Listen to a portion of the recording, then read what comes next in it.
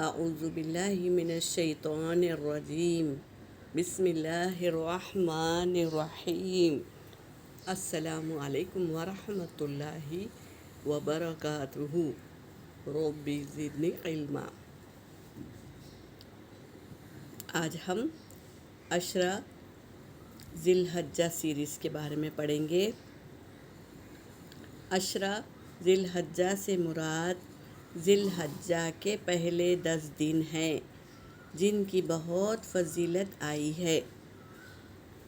حرمت والے مہینے، بے شک مہینوں کی گنتی اللہ کے نزدیک اللہ کی کتاب میں 12 مہینے ہیں۔ جس دن اس نے آسمان اور زمین کو پیدا کیا، ان میں سے 4 حرمت والے ہیں۔ سورہ توبہ آیت نمبر 36 میں نبی کریم صلی اللہ علیہ وسلم نے فرمایا، حدیث پاک کا مفہوم ہے، نبی کریم صلی اللہ علیہ وسلم فرمائے، دیکھو سال کے 12 مہینے ہوتے ہیں، 4 ان میں سے حرمت والے مہینے ہیں، 3 لگاتار ہیں، ذی القعدہ، ذی الحجہ اور محرم، اور چوتھا کیا ہے؟ رجب۔ یہ صحیح بخاری کی حدیث ہے۔ اب ہم نمبر 2 میں پڑھیں گے، ان 10 دنوں میں کیے گئے اعمال کی فضیلت۔ وہ 10 دن میں کیے گئے اعمال کی فضیلت کیا ہے؟ حدیث پاک کا مفہوم ہے، نبی کریم صلی اللہ علیہ وسلم نے فرمایا، ان دنوں کے اعمال سے زیادہ کسی دن کے اعمال میں فضیلت نہیں۔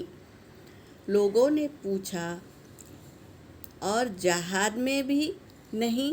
آپ صلی اللہ علیہ وسلم نے فرمایا کہ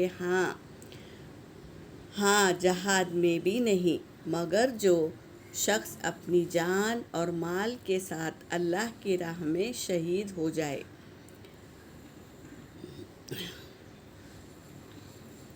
نمبر 3 میں پڑھتے ہیں، جو شخص قربانی کا ارادہ رکھتا ہو، اس کے لیے ذی الحجہ کا چاند نظر آنے کے بعد بال اور ناخن کاٹنا جائز نہیں ہے۔ یاد رکھیے، جو شخص قربانی کا ارادہ رکھتا ہو، اس کے لیے ذی الحجہ کا چاند نظر آنے کے بعد بال اور ناخن کاٹنا جائز نہیں ہے۔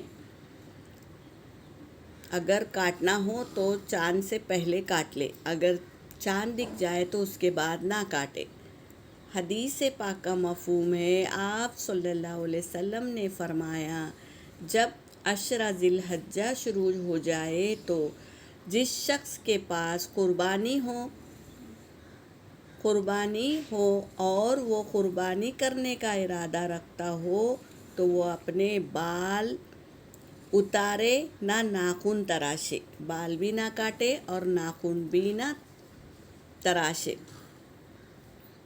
جو شخص کاٹنا چاہے وہ چاند نظر آنے سے پہلے کاٹ لے۔ تو اس کا دھیان رکھے، جو بھی قربانی کر رہا ہے یا نہ بھی کر رہا ہو تو وہ ذی الحجہ کا چاند نظر آنے کے بعد بال اور ناخن نہیں کاٹے۔ اس بات کا دھیان رکھے۔ یہاں پر میری بات مکمل ہو گئی۔ وآخر دعوانا ان الحمد للہ رب العالمین۔